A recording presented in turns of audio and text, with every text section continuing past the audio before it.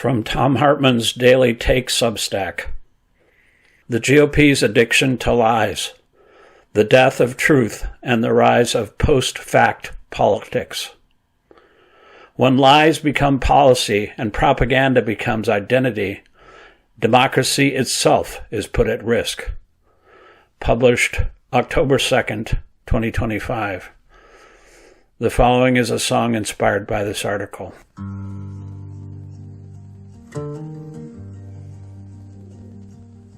I remember when the truth still meant a person's word held weight. Goldwater stood on principles even when the stakes were great. But now the truth's been buried under shadows cold and sly. A party lost its compass to the needle of the lie. The GOP's addiction to the lie, selling poison to the people while the truth just walks on by. What once was conviction has withered and died. All that's left is the fire hose, the GOP's addiction to the lie. Reagan spun his stories, Bush twisted WMDs, but Trump lit the match and turned lies into disease. From stolen votes to walls that Mexico won't buy, they feed it to the faithful, keep the truth out of sight. The GOP's addiction to the lie,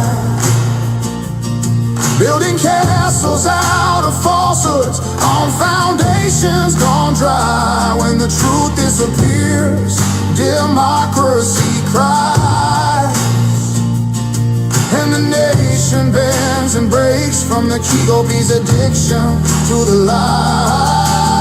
How many lies can a country survive? How long till the people stop keeping hope alive? If we don't name the poison, it'll spread until we die. Democracy's in danger from the GOP's addiction to the lie. It's a sickness, it's a weapon, and the people pay the price. But if we stand for truth, if we open our eyes, we can break the chains and end the GOP's addiction. Addiction to the lie. Addiction to the lie. Addiction to the lie. Addiction to the lie. You can't build a nation on a mountain made of lies. The people must rise. The truth must rise to break the God's addiction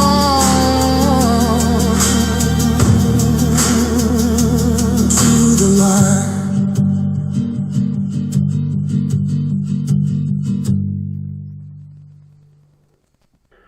Recently, I mentioned that when I was 13 years old, I went door to door with my dad for Barry Goldwater. 3 years later, I was living on my own in East Lansing, getting tear-gassed and beaten for demonstrating against the Vietnam War and continuing segregation in the South. In other words, I've seen and participated deeply in both the right and left side of American politics. Although his position against the Civil Rights Act was reprehensible, I took Goldwater at his word that it was based on his concern about federal overreach and the 10th Amendment. Having read both his books, I came to deeply respect his principled stands, even though I also deeply disagreed with most of them. As most historians will confirm, Barry Goldwater believed what he said, and never, so far as I can find, knowingly lied to the American people. That was my dad's Republican Party. They'd spin or shade the truth, but rarely told what they knew were naked lies. And many among them deeply believed in the principles they espoused. That party is dead. Today's Republican politician quite literally lies for a living, as you can see on any of the Sunday political shows or whenever a Republican is interviewed on CNN or Morning Joe. Consider just a handful of the pre- and post-Trump versions of the GOP. Before Trump, Republicans largely only shaded the truth. Ronald Reagan repeatedly claimed his tax cuts, quote, paid for themselves, end quote, a misleading but not entirely fabricated notion, since some revenue returned via economic growth, though far less than claimed. George W. Bush's administration asserted, quote, we know, end quote, Iraq has WMDs. The statements danced on ambiguous intelligence, carefully presenting suspicions as certainties. Their, quote, war on coal, end quote, job loss talking points made blanket claims that EPA rules would, quote, kill jobs, end quote, even though labor data and research consistently showed EPA regulations were a minor layoff driver relative to collapsing demand for coal in the face of a gas fracking boom. Reagan's welfare queen's rhetoric was based on one egregious fraud case, Linda Taylor, but was then generalized to stigmatize all welfare recipients and wielded as a racialized caricature. Republican pitches for the Keystone XL pipeline claimed it would create 42,000 jobs, but those were just short-term construction and support jobs. The long-run permanent jobs were only in the dozens. The Bush administration defined torture in legal terms that excluded waterboarding, technically denying torture while knowingly permitting harsh practices. Paul Ryan's claims about Obama raiding Medicare to fund the ACA gracefully admitted that Obama's care's cuts were to overpayments, not to benefits. Sarah Palin's death panel's warning about Obamacare referenced end-of-life planning provisions, not anything like death panels, but skirted on the border of outright fabrication.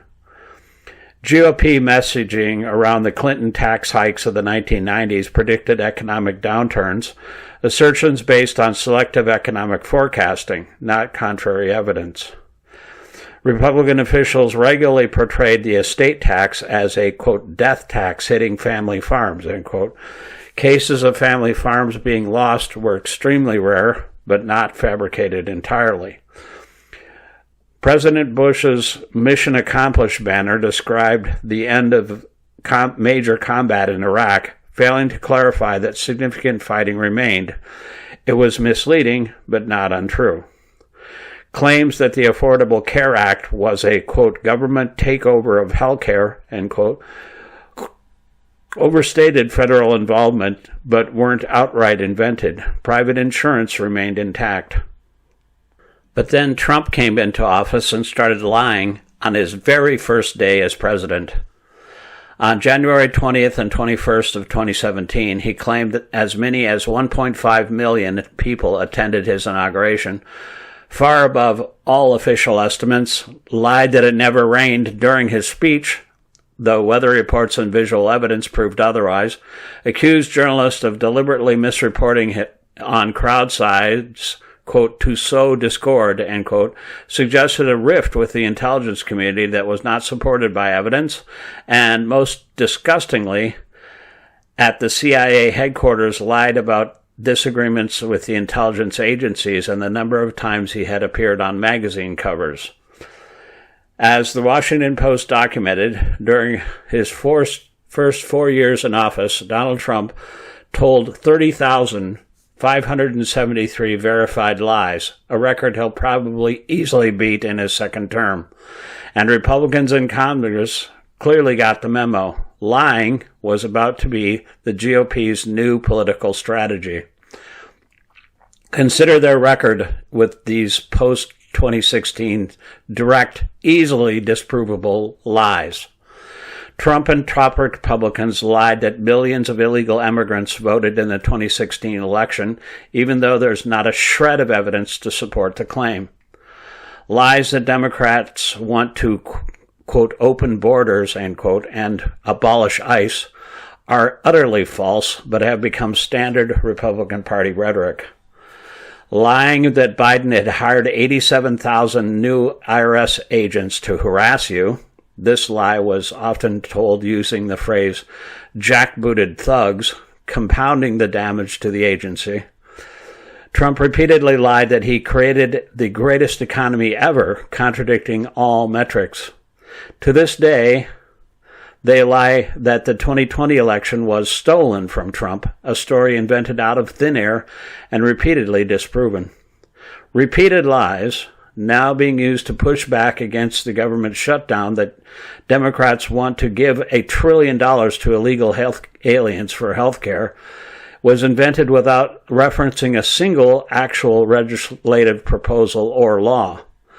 Lies of total exoneration by Mueller's probe of Trump's many connections to Russia are easily contradicted by simply reading the actual contents of the report. Stating that windmills cause cancer and kill birds, coal is clean, and climate change is a hoax are all baseless lies presented as facts during speeches, including Trump's at the UN.